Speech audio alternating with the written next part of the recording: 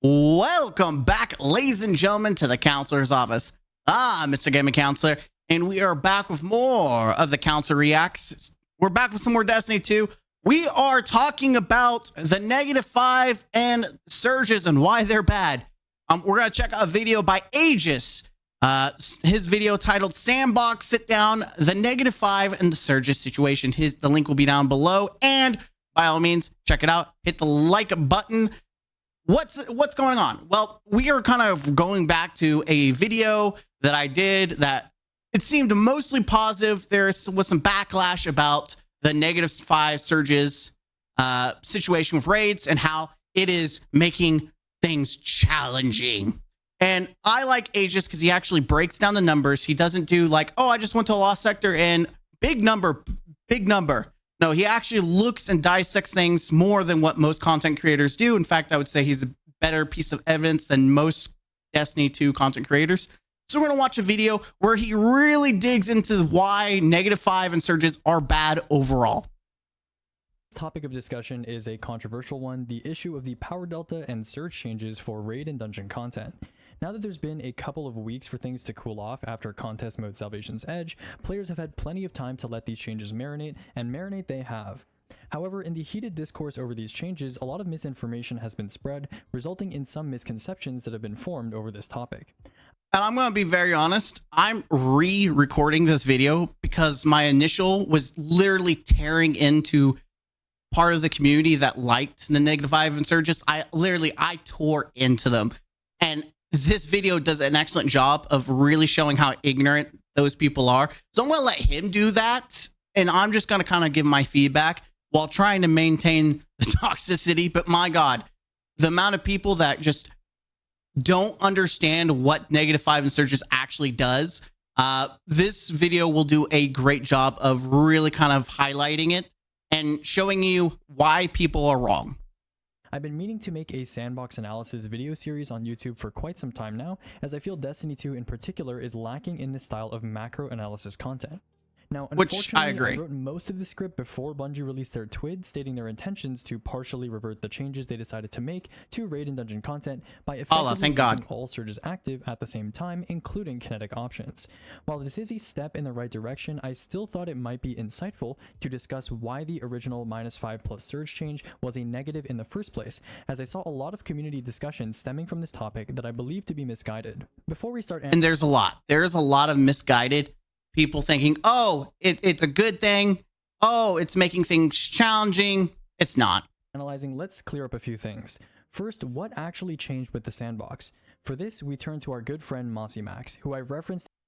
Which, if you don't know who Mossy Max is, you need to follow him because he is another part of the Destiny community that even some of the most well-known streamers reference to. This is another guy that he is literally the go-to guy when it comes to understanding the different scaling, like incoming damage, outgoing damage. Like he's the dude. So if you have these people referencing and doing research and showing like the differences of things, you know, they are kind of like the highlight, the professionals. I would believe and listen to these people over than Joe Schmo on Twitter, who thinks -5 and surges is the best thing in the past on the channel. According to him, there are 3 major changes that have occurred relating to boss health, power scaling, and surges in the final shape. First, boss health. According to my testing, boss health has changed drastically across the board in most raids and dungeons. For example, Templar's health has gone from around 6.3 million to around 9.7 million, marking an approximately 54% increase. Which we already knew, like Last Wish, we knew certain bosses, their health had increased, and a lot of the community was a little upset about, like, why did it increase? And then there was the other part of the community of like, I didn't notice any difference. He's going to explain that to us. Another example, Riven has gone from 2.6 million to 8.4 million, a 223% increase. Now, does this mean that Riven is over 3 times harder to kill in the final shape? Well, not really. Here's how Mossy explains this. On top of the changes we're about to discuss, Bungie unified the recommended power level of every raid and dungeon boss to 1950, with our gear power capping out at 1945, which is where this -5 number comes from. And for whatever reason, the numerical health of every enemy in this game scales with the recommended power level of the activity. So for some reason, we don't understand Bungie's methods and why they code their game the way it is. But essentially, everything is now on the same field. So that means everything that was old is being brought up. So that is a good thing because he's going to explain in a minute, but that's a good thing. Like, I'm not seeing this as a negative thing. I think that needed to be done. I think old content should have been brought forward, and now everything's on an even field. I think that change on its own is good. So bosses that were from older raids with RPLs in the hundreds got a huge boost to their displayed numerical health, whereas some of the newer bosses like Irute and Rathel didn't shift as much, being much closer to 1950 to begin with. So what does this mean for us as players? Well, for people doing damage testing and comparisons, this makes our lives a lot easier. If your Xenophage does 25,000 damage to Templar, it should do 25,000 damage to every other raid boss. Which is awesome. That means testing things is numerically, if you test a boss in either a dungeon or raid, it should be about the same across the board. So honestly, testing damage on Grasp of Avarice and the Ogre is probably the pinnacle way of testing things now. I would not bother trust any content creator who does their testing on a generic strike or a lost sector. Like, go to the Grasp of Avarice Ogre and do your testing there because it should be a 1-for-1. Bar special modifiers. If you remember what my bosses tab looked like in the damage spreadsheet before the final shape, that's what the scalar column was for. So while a lot of bosses in the game appear to have more numerical health, remember that our weapons also used to do proportionally less to these bosses. The best way to understand this is by explaining the second change, power scaling. Before, you used to be able to overlevel yourself in any raid or dungeon up to 20 above the recommended power. However, if an encounter's recommended power was 500, even if you're 2000 power, you'd be capped at 520, meaning your weapons would also show up as doing less numerical damage compared to if you were in an encounter with a 2000 RPL. The important thing to note here is that encounter recommended power and gear power scale the same. So even if you and a boss are both 100, 500, or 10,000 power, it will still take the same amount of shots to kill said boss at all three of those values. Which is great. That means no more guesswork. Everything is about the same now. And that's great. I think that you could go to one boss and you'll do less damage, but that's because everything was lower. Now everything is across the board. It's good. It's a good thing. So has the shots to kill metric changed for bosses then? This is where Mossy's famous graph comes in handy, since it uses scalars rather than explicit damage. This is where the bad comes in. According to him, the change in outgoing damage from plus 20 to minus 5 in raids goes from 1.06x the baseline of campaign and new patrol content to 0.74x, representing a 35% nerf. Which is what we all expected, and that's bad. This into more direct terms, if you took Xenophage with Well, Solar Surges, and Tractor and tried to kill Templar in Lightfall, it would take you about 121 shots. Today, it takes you 179, and that's with the global machine gun buff helping Xenophage out by 7%. Which is bad. This means you can expect your weapons to take 50% more time or ammo or total damage to kill any raid boss. That, ladies and gentlemen, is what we call artificial challenge. Nothing that's actually challenging, nothing that's unique, nothing that's creative. It's lazy and it's bad game design. To further corroborate Mossy's calculations, I actually went in and compared an entire suite of common weapons and their values before and after the final shape patch. And what do you know? The drop for baseline damage is right around 33%, using fusion rifles as an example, which lost spec mods but gained a 7% global buff to compensate. Finally, we have surges. I think everyone knows how these work now, but essentially every week, 2 random surges, 1 light and 1 dark, will boost your ability and weapon damage matching that affinity by 25% in raids and dungeons. Probably inspired by the Pantheon modifiers, this change undoubtedly served to offset the effect of losing a third of our previous damage, but even which I'm going to say, I think Bungie clearly misses the point of why people like Pantheon. People like Pantheon because it was a scalar that went up and it got more challenging the more you went. And it wasn't an actual raid. It was a challenge mode and it was very rewarding. Like more so than actual raids. You got like 20 or plus more spoils. You were getting adepts. Like it was so rewarding. They obviously missed the point of what Pantheon, why people liked it. Even with surges active, we still need 15% more damage to reach what our previous outgoing damage numbers were. Now that we are all on the same page regarding the actual changes themselves, we need 50% more ammo to kill bosses, they're rotating 25% surges every week, let's look at the context of the discussion going on in the community. From what I've seen, there are a lot of experienced players from the endgame community critiquing this change, myself included. So, let's just kind of like marinate that. People and the top echelon do not like this change. It's not just new players. It's not just veteran players. It is the top of the food chain that are also complaining about this change. That in and of itself isn't particularly remarkable outside of the fact that a lot of people that are not typically outspoken have also chipped in on the matter. What is special though is that this is one of the only times that I can remember endgame players negatively reacting to an increase in difficulty, which I think has confused some people. The same people who are perceived as being responsible for the well nerf, the div nerf, and more, these people are now complaining that raids are harder and have harsher loadout penalties. Well, what gives? He's talking about Salty Grappa. I don't know why he treats Salty Grappa like he's Voldemort. He just doesn't say it. We all know that people blame Salty Grappa for all the nerfs and that he's always asked for challenge. You just call it what it is. Is Salty Grappa, right? And him and a bunch of other but the top echelon do not like this change. And they even praise that Bungie was backtracking some of it. Why? Well, let's find out.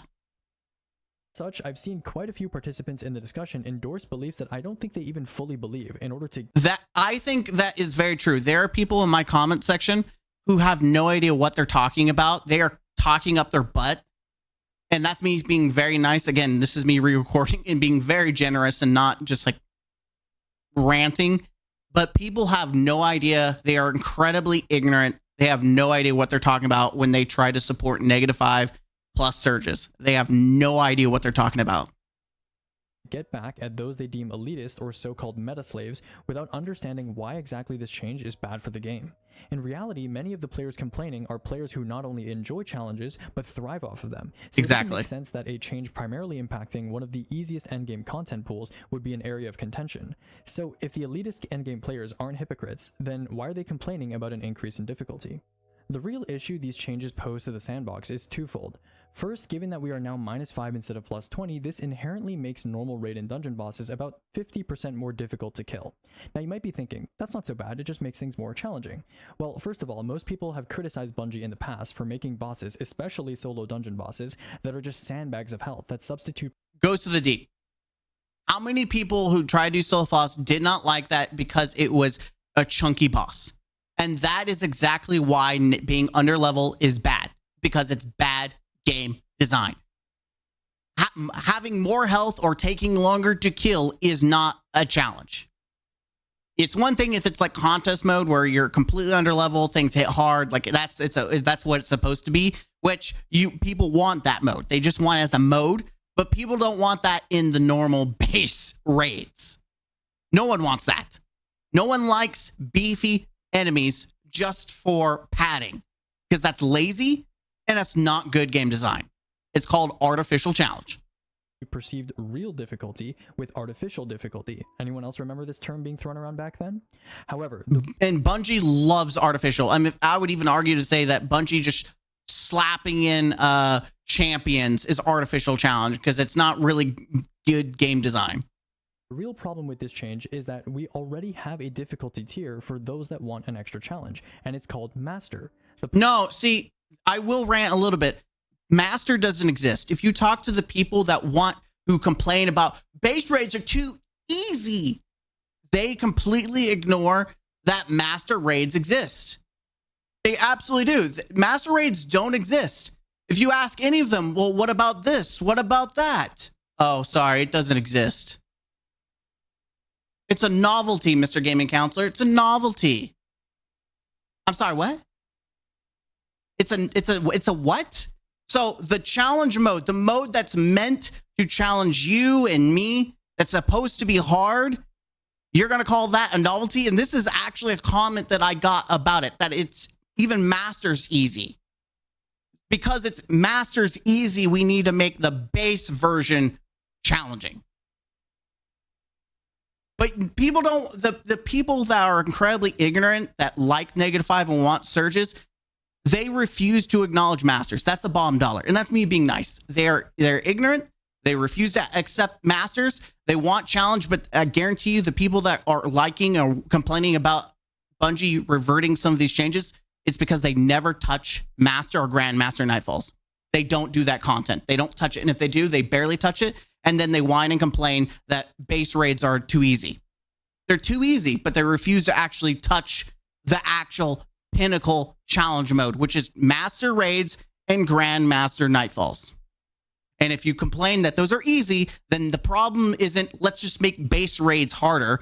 No, it should be let's actually make another tier, like contest mode. The reason why I like people like Pantheon is because it had that escalating difficulty. So why are we trying to make the base harder than it needs to be? Stupid. Purpose of normal RAD difficulty is to experience the content first and foremost, without the unnecessary stressor of over-challenging combat. Exactly. Because what he's trying to say is it's supposed to be a little bit of a challenge because of mechanics, but you're also supposed to have fun. I know, having fun in a game, that's crazy. And someone's going to be like, well, I like it being hard because that's fun to me. Go play Master. That's all the fun you need then, kiddo. Listen. Do I want to have a challenge? Absolutely. I like challenge. But sometimes it's nice to kick back and just play with some friends, goof around, have some fun in a raid without the extra difficulty. How's that hard to comprehend that not everything has to be me dragging my balls against the floor because you refuse to use master raids or grandmaster nightfalls, which I do both, right? Like, Salvation's Ed Master Mode about to come out. I'm about to clap the Salvation's Rage cheeks to get me some adepts. It's going to happen.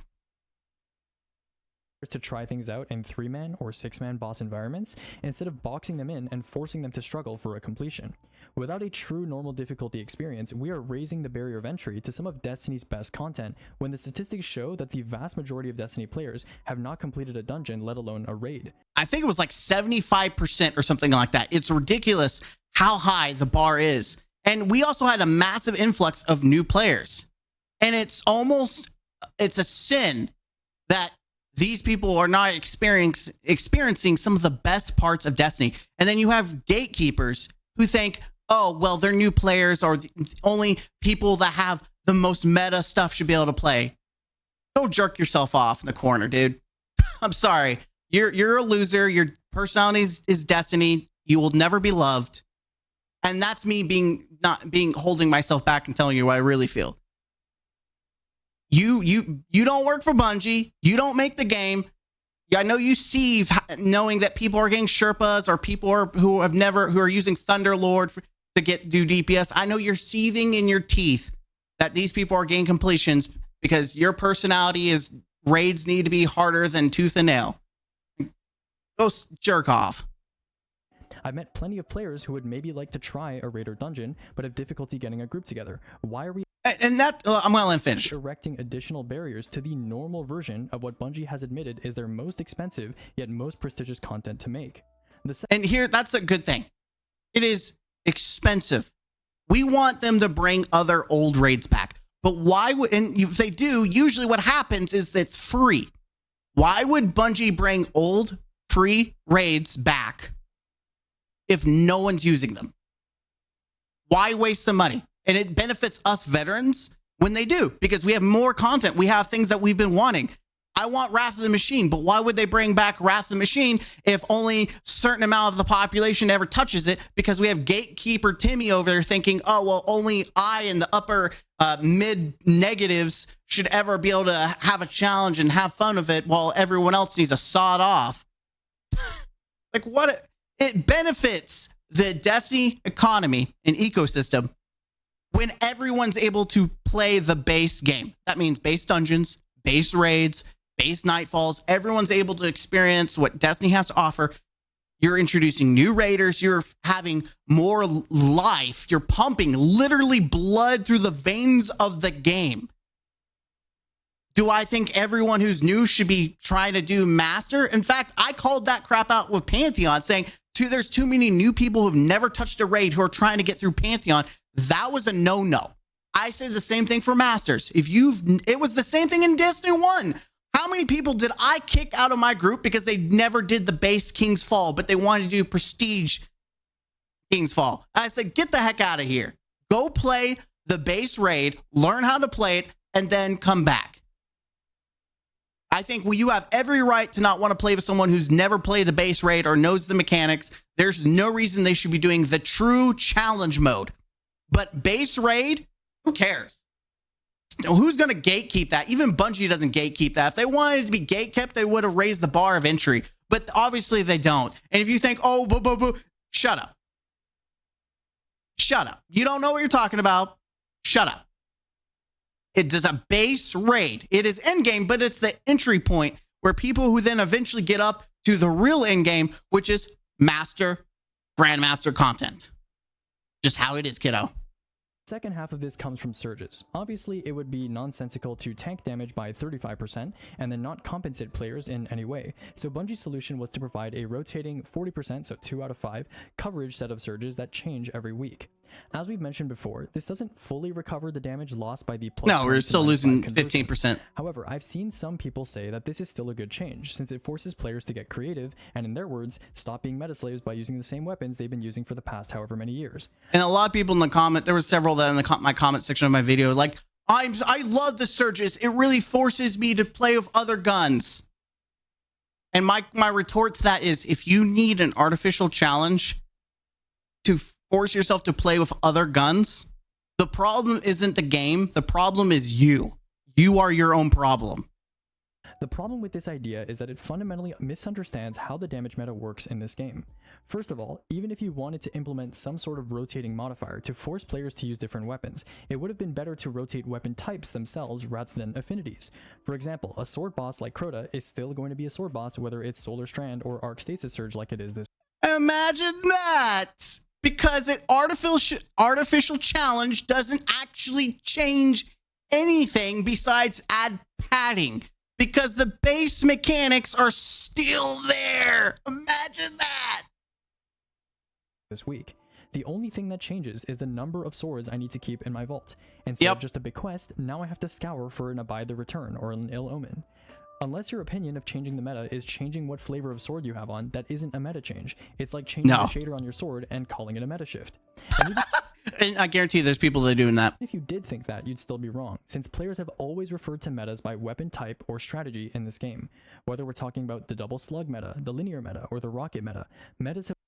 And here's the thing, even Chris Proctor, the weapon dude, the main dude, had an interview, and one of the conversations was from the interviewer was asking, what do you think about the rocket meta going into the new raid? Do you think that's going to be an issue? He didn't say, what do you think about those solar rockets? Are you going to do something about those solar rockets? What about arc? Are you going to do something? They're really strong, those arc rockets. No, it is a rocket meta. So changing elements doesn't change a meta. And I'm saying that multiple times because people are going to let it go through one ear and out the other. Changing elements does not change a meta. Have always been defined by the mechanical actions players perform during damage. If I'm still spamming sword attacks on a boss every week, that isn't a meta shift by any means. No. The only way a 25% surge would make a difference is if certain exotic weapons were so incredibly strong and unique that you'd shift between them depending on the week's surges. But unfortunately, the game doesn't work that way. There are typically a very small handful of very good exotics at a time. For example, even if it's not Solar Week, players will still use Still Hunt with Celestial Nighthawk if they want to play optimally. And that's exactly what happens in Salvation's Edge right now. It is Arc weekend, and I just did the most damage in the raid compared to everyone else using Celestial Nighthawk and Still Hunt compared to people who are actually trying to match the surges. And yeah, that's really good, right? That really changed the meta, really shaping up the design and the mechanics of the game. Woo! So good. Such a great challenge. So, man... So I'm doing negative 35% damage, but man, you're really challenging me. Really. Flip side, what this change does do is force players, especially newer ones, who are trying their hand at raid and dungeon content to use a certain element of weapon or a certain subclass or play at a disadvantage, especially in a sandbox where -5 bosses are harder to kill than before, so their damage actually matters more than ever before. We have to acknowledge that normal RAD content is the casual space, where people can try out loadouts... Casual space. Oh no, you can't say that because someone's going to be offended that you said that their prestigious identity, which is tied to raids because they don't do master ones because they can't do it. because they're incapable, so they have to attach it to the base raid, which needs to be harder so no one else can do it but them. You can't say it's a casual space. Oh my god, you can't do that. That's a sin. You mentioned casuals in raids? Aegis, you can't sin like that.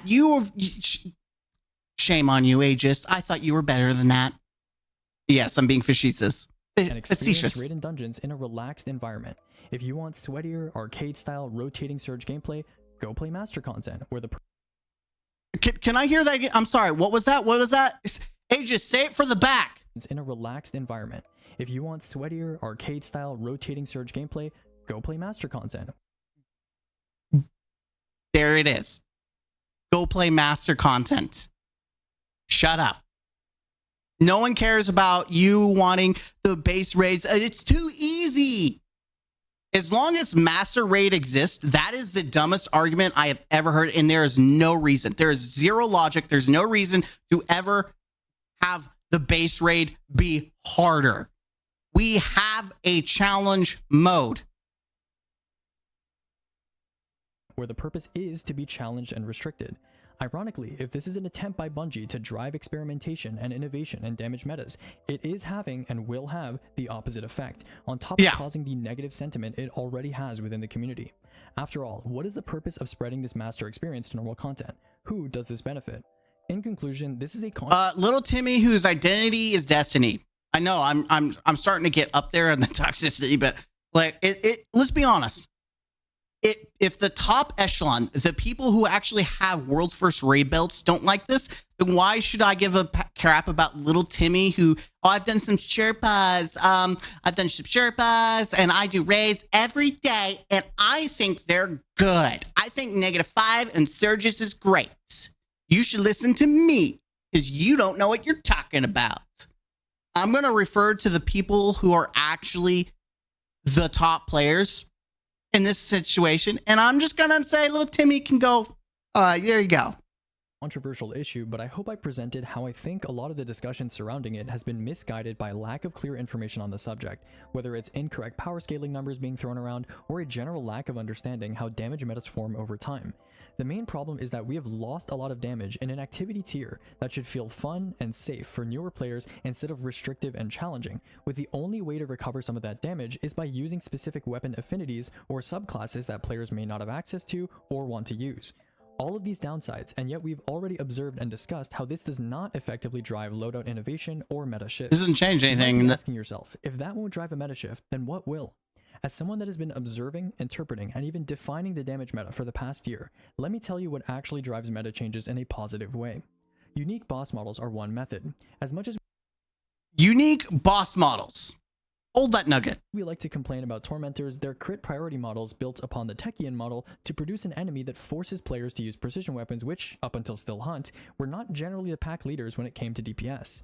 In the same vein, encounter mechanics can incentivize players to use certain loadouts to handle certain objectives more effectively while still... And there it is.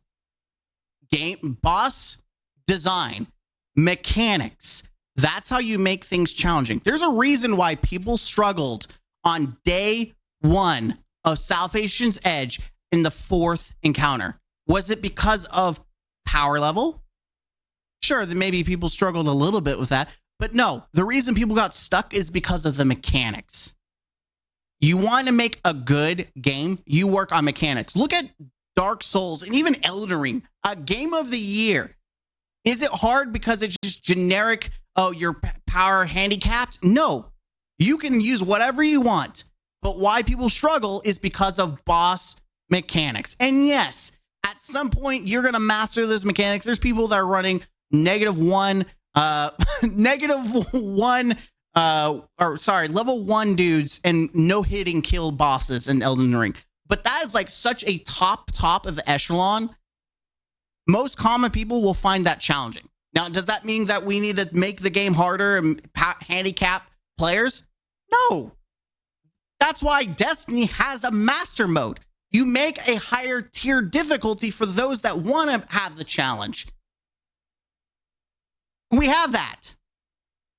Doing damage. Ability and weapon tuning are another way to change the meta in a more direct fashion. This Which path's a lot Bungie more does. sensitive to walk, but I believe with the right guidance, it is possible to balance all the heavy weapon archetypes using effort reward curves that make them all feel rewarding to use. Right now, weapons like heavy linears, for example, are incredibly underpowered, even while taking into account their ease of use. Finally, metas can also develop. And I'll say this, he doesn't say it in this. I've watched Aegis. He even showed damage numbers. Even when they were supposedly meta, they were only meta because of easy use, but their numbers were still bad pre-nerf. Like pre-nerf, before they got the damage on linears or nerfed, rockets were still the better choice. It's just people were so gun-ho about linears being strong and powerful and that they were so easy to use that people just refused to use rockets. But rockets was still the meta choice. Through player innovation and strategy, but as we've already established, this takes time and usually comes from the top, from players limit testing in challenge content, whether that's speedrunning or solo challenges or anything in between. And as we've seen from this past week, that kind of innovation isn't inspired by restrictive surges and unnecessarily difficult normal tier content. In fact, it's stifled. To echo other players, if you want to create challenge, great. Raise the ceiling, not the floor. And better yet, recognize players more for... What does that mean? Raising the ceiling, not the floor. Ceiling, adding new tiers. We make it like, if you don't do contest mode, do a grandmaster raid mode, right? That's how you raise the tier. Raising the floor is where it was pre-Lifefall and then putting it where we got surges and we're -5. You're raising it to make artificial challenge, but you're not actually fixing the situation for the people who actually want challenge. What they want is another tier. But I would argue that the people that are wanting challenge, who like the floor being raised, they like the floor being raised because it's being raised to a point that isn't master level content because they refuse to do it or they can't do it. So they'd rather have the floor raised because it makes them feel better about themselves. Doing things in Destiny that are legitimately impressive. The fact that the canonical endgame goes as far as solo flawless dungeons and contests raised twice a year at most in year 7 is still something that is yet to be addressed. That's a topic for another time though. If you want players to experiment, let them. Don't try to force them to by boxing them in. In my opinion, I think fully reverting both changes is healthier for the game, and while I know Bungie is partially rolling back these changes by having essentially permanent universal 25% surges, I still think it would be better to allow us to overlevel by the same amount we used to be able to. I say this as someone who has just come out of a week of being in Templar, retesting every damage source value in the game. I have the most to lose from a rollback, and yet I still think this is the right way to proceed. I hope you guys enjoyed this style of macro breakdown, and while it's a little more topically limited than what I'll approach in the future, it's a starting point for more important and detailed discussions that have bigger implications. Please check out his videos, subscribe to his channel. Trust me, if you want actual damage numbers like right here, he has an entire breakdown about Ergo Sum, and there was a sword combo that I didn't realize it was better than heavy swords. Absolutely crazy that there is literally a special sword that does more than most, if not all, heavies. You need to go check out his channel, check out the video. You're going to learn a lot of good stuff. Again, I wanted someone that wasn't me to give, who actually was into the details. I think he was very fair. Obviously, I was a little bit more jaded because I'm more annoyed because it does impact me, but not as much as it does new players. Because again, I like Destiny, and I think for the community to actually thrive, we need to have new players, new raiders, we need new blood, but we have gatekeepers who think that the game revolves around them and their little negative, like, we have the top echelon of players who don't like this. The people that like this, who want the -5 and surges, they're the -1%. They are the part of the community that no one wants to listen to and should listen to. They're the part of the community that ignores master raid content and refuses to use that as a challenge point. And if that was too easy for them, again, that's a problem with the game, not let's raise the floor. Raise the ceiling, not the floor. And this is probably the last I'll do a video about this. I think he did an excellent job. There's going to be people who are still going to rage at their tits off. They're going to be upset. They're going to be butthurt. But realistically, they've already lost. We've removed surges. I just hope that in the future we lose the -5. I hope we do. And when we do, I won't make a video, but you can imagine me tap dancing, doing the Fortnite L dance. Overall, I think we need to make base raids more casual. Absolutely. And I think that we should have higher tier difficulties that should be rewarding for people who are going for that challenge. I think that's a fair compromise. The more challenge, the more rewards. And that, if you think Master's not rewarding, then that's a problem that needs to be addressed, not raising the floor. Just saying. I'm Mr. Gaming Counselor. Hit the like button, comment down below. This is me signing off on this topic. Thank you. Check out Aegis. Again, you won't regret it. Gives you amazing numbers, especially when he starts pumping out more videos about what loadouts to min-max raids. He's the guy to go to it. As always, game out. Huzzah.